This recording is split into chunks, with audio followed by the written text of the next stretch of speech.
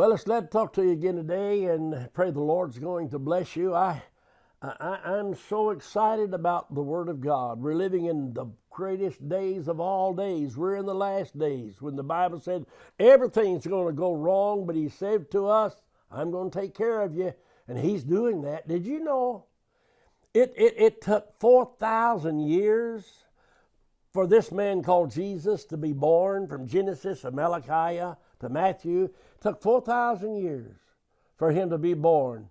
But you know what? They prophesied and said where he would be born, and they told us who he was going to be.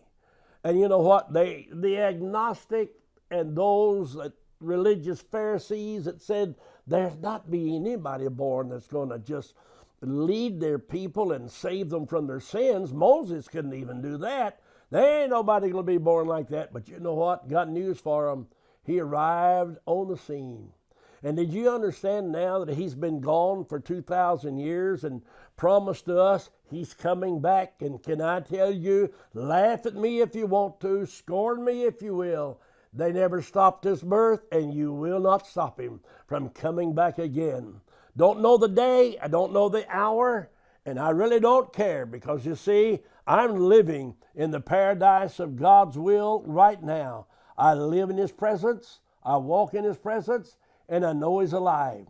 Because you see, in the beginning of Genesis, it was God's plan for man to live just like He did. Because He took Himself and looked at it and said, I'm going to make man after my image. I'm going to mold him and make him, and he's going to be looking like me, and breathe into him, gave him life, and put him in paradise, and said, now, but after a while, God looked at man and said, it's not working out just right it's okay for me, but it's not for him. He's alone.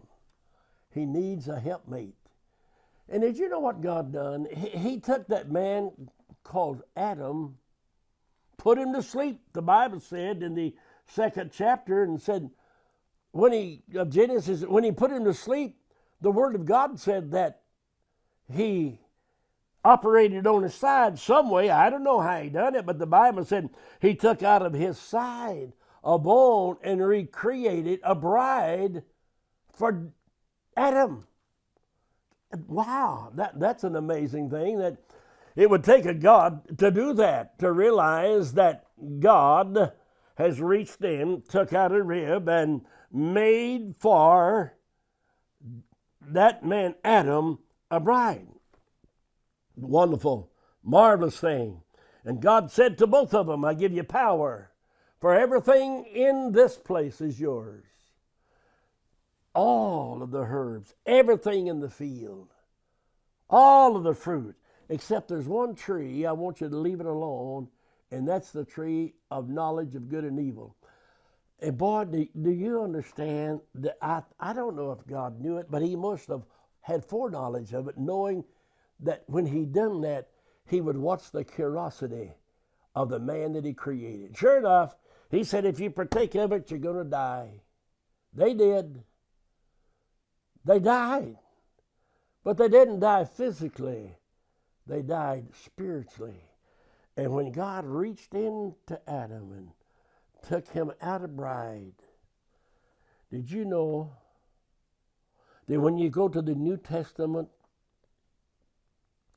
and you look at the cross,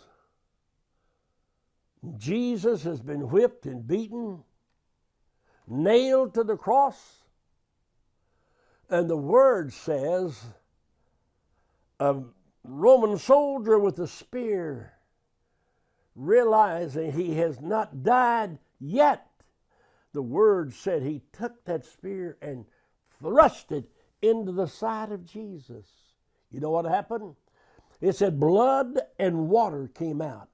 Blood is a representation of redemption. Water is a representation of cleansing. That's the bride. That's us. First man Adam, the bride was taken out of him. Second man Adam, we got the bride taken out of the side of Jesus.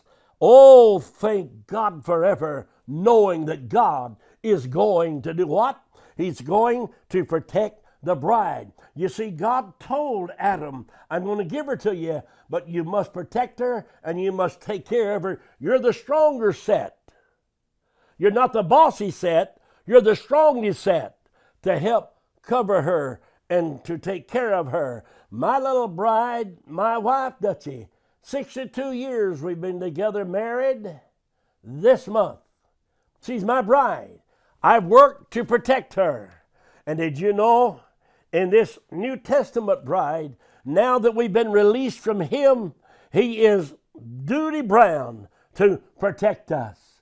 Thank God. I don't know where my guardian angel is, but he sent one to protect me. I'm thankful now that I'm part of the bride and waiting for the marriage supper of the Lamb. Get yourself ready today. Remember, he's there to protect you because you're part of the bride. God bless you.